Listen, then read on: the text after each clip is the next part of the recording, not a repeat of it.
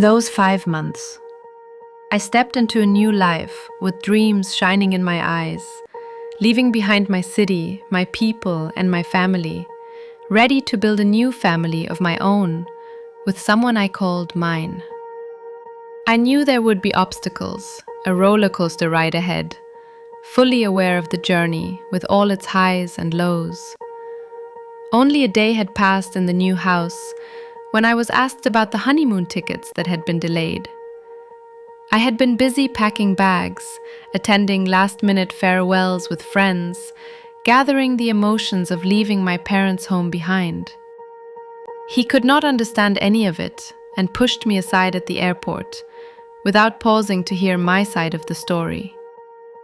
That was the first sign I should not have ignored. As the weeks passed, I quietly found myself under pressure, judged for not being as educated as they were, a judge, a lawyer. Though I was a model and an actor, well accomplished in my own field, my profession had never been an issue before we tied the knot. How did it suddenly become a reason for clashes and disrespect? I swear I tried my best to fit in, but what shattered me was this. One day, I entered a room to find the man who promised to be my husband lying in bed with another man. My eyes refused to believe what they had seen. I stood frozen in shock. I had gone there to tell him, "We are pregnant." The rage inside me ignited like wildfire. Holding his hand, I walked into the gynecologist's office. Together, we signed the papers to end the life growing within me, only 2 weeks old.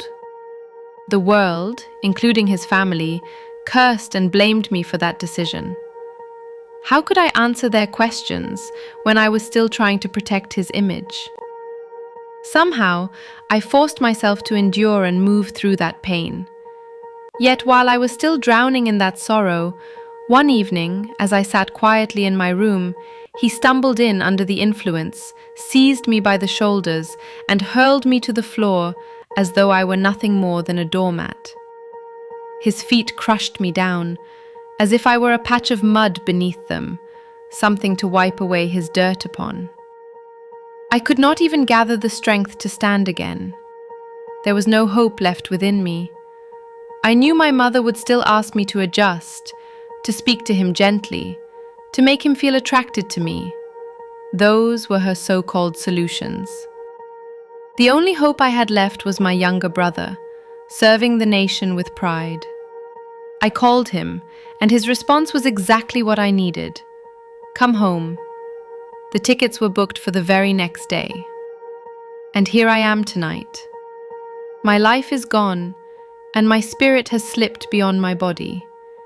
Yet somehow, I remain here, watching my husband, my mother-in-law, and the house where I spent those months. I wait to see what becomes of the body I left behind.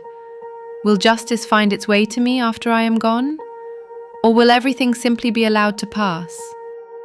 I want them to remember every single day I spent in this house, these 5 months. The sorrow, the wounds, the slow loss of trust in myself.